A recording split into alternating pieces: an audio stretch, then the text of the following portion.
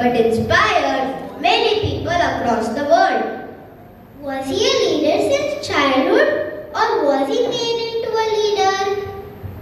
Why go so far? Look at our own elected leaders, Hriday Bhaiya and Laisha Didi. Do you think they were born leaders or were they made into one? Good morning everyone.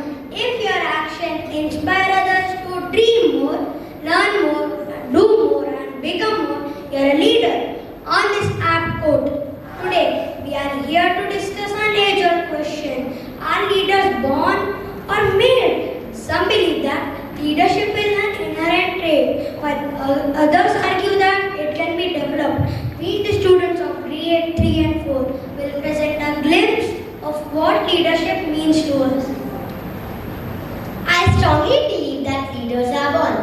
Leadership is in some people's nature from the start. For example, Mahatma Gandhi was born with the qualities of truth, humility and perseverance. These traits didn't develop overnight. They were inherent in him. Leadership came naturally to him, especially when he chose to challenge injustice. I disagree. Leaders are made, not born. Gandhi was not a leader from the start. If you read his biography, My Experiments with Truth, you will see he was just an ordinary boy. He became a leader through life experiences, particularly his time in South Africa. His leadership was shaped by the struggles he faced, not something he was born with. That's true to some extent, but I think Gandhi already had the core traits that helped him become the leader we remember today. He had a strong sense of truth and justice, even in his youth. His experiences just helped him bring out the leader within. Exactly, but that's the point. His leadership was shaped by his experiences, struggles and choices. It's not just about being born with certain traits. Leadership is cultivated through hard work, education and passion for change. Just look at Dr. APJ Abdul Kalam, who came from a humble background. He wasn't born a leader, but developed into one through hard work and knowledge. Interesting points, both of you. But let's take a moment to think about this scientifically. Some studies show that certain traits in the brain can help people become leaders. Research from the University of Illinois suggests that leadership qualities can be developed through practice. Does that mean anyone can become a leader? That's good point. We've seen examples of both the types of leaders. Nelson Mandela didn't show the signs of his leadership as a child, but through his life experiences, he became one of the greatest leaders in history.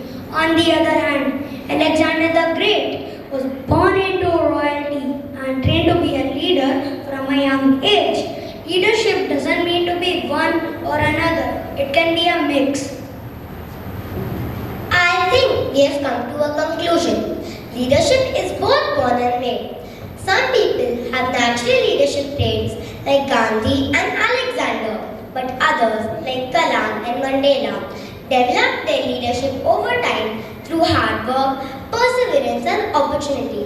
It's the combination of nature and nurture that creates a true leader. Well said, everyone. Well said, everyone.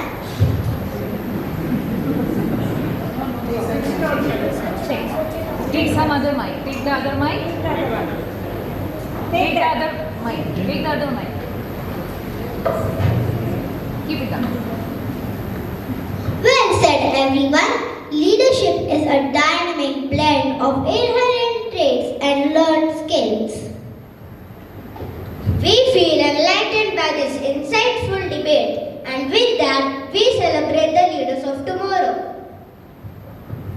We hope this conversation has inspired you to reflect on your own potential. Leadership is a journey, one that can be shaped by both your innate abilities and hard work.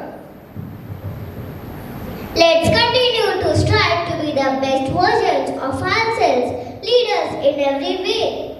We are not finished yet though, friends. Now let's see how one can learn to be a leader. Let's take a look at some ways to develop leadership skills. By practice. Did you know that our brain is like a special muscle that can grow stronger? This is called brain plasticity. When we practice leadership skills, our brain creates new connections that helps us improve. By leadership training, just like athletes train to get better at their sports, leaders can also train to get better at leading. By leadership training, leadership training development program teach important skills like communication, problem solving and decision making. By believing in yourself. Do you know what self-efficacy is? It's believing in your own ability to succeed. When we practice leadership and receive feedback, we can build our confidence and become more effective leaders.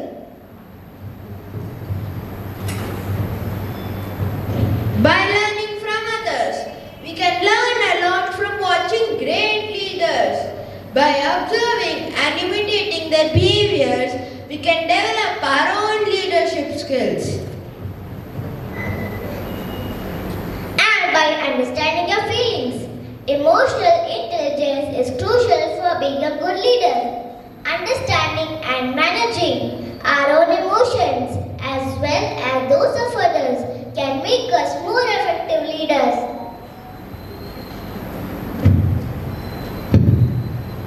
Leaders like Abraham Lincoln and George Washington were great examples of individuals who developed their leadership skills through experiences, persistence, and learning from their mistakes. They weren't born perfect leaders but grew into them over time. In conclusion, leadership can be born from passion, nurtured through hard work and demonstrated in action. Each of us has the potential to become a leader, and it's a journey of growth and practice. Thank you everyone for this insightful discussion on leadership. Remember, we all have the ability to lead and make a difference in our communities. Wishing a contingent of school leaders the very best. You all have a spark in you, which has been recognized by the voters and the teachers. In conclusion, it is time now to fuel it into a fire of passion and dedication to a greater good for the school and later for the country and the world.